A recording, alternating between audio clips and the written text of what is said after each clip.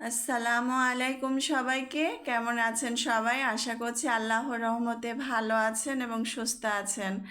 আজকে সকালে ছাদে বাচ্চাদের স্কুলে পাঠিয়ে ছাদে চলে আসলাম। আর এসে দেখি কাবিল কচু, আর দেখে লোভ সামলাতে পারলাম না। বেশ বড় হয়েছে, আর পাতাগুলো বেশ বড়, আর দেখতে তরতাজা সবুজ, তাই না? দেখতে কত ভালো লাগছে, এক গোছা কাবিল কচুর ডাঁটা পাতা। তো যাই হোক, আজকে এগুলো রেসিপি হবে দুপুরে। আজকের এই মিনি ভ্লগটি যদি আপনাদের ভালো লাগে বা কোনো উপকারে আসে, তো আমার ভিডিওটি দেখে ভালো লাগলে লাইক কমেন্ট শেয়ার করে আমার পাশেই থাকার অনুরোধ রইল। তো ডাটাটা সাইড করে আমি পাতাটাও এরকম বেছে নিচ্ছি, বা ডাটাও কোটা হয়ে গেছে।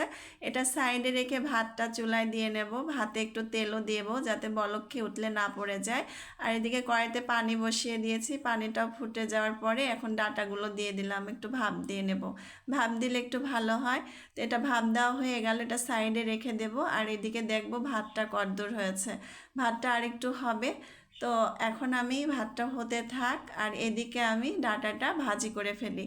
তো কড়াইতে তেল দিয়ে দিলাম, এতে একটা দারুচিনি, এলাচ, তেজপাতা, পেঁয়াজ কুচি, রসুন কুচি, আর দিয়ে দিচ্ছি আদা কুচি আর মরিচ ফালি। এতে জিরার গুঁড়ো, হলুদের গুঁড়ো, ধনিয়ার গুঁড়ো আর স্বাদ অনুযায়ী লবণ দিয়ে একটু মশলা কষিয়ে নিয়ে ডাঁটাটা ঢেলে দিয়েছি। দিয়ে একটু হতে থাক, এদিকে ভাতটা আমি নামিয়ে ফেলবো। ভাত হয়ে গেছে, ওই চুলাতেই আবার শাকটা দিয়ে দেব। লবণ, মরিচ আর রসুনের কোয়া দিয়ে সিদ্ধ হতে থাক। আর এদিকে ডাঁটাটা আমি ভেজে নেব সুন্দর করে। ভাজা হয়ে গেছে, ডাঁটাও কিন্তু রান্না হয়ে গেল। ওদিকে রেখে আমি ভর্তা করে নেব, শাকটাও সিদ্ধ হয়ে গেছে।